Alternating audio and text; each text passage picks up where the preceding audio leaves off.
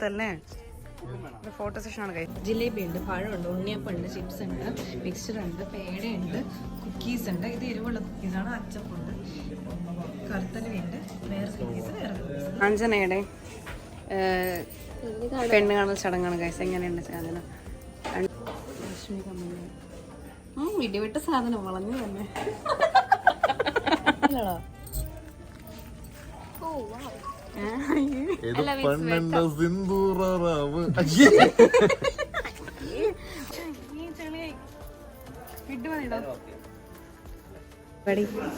ഇന്നെന്താ പരിപാടി? ഇന്ന് എന്റെ കൊച്ചുമോളുടെ ഓക്കെ.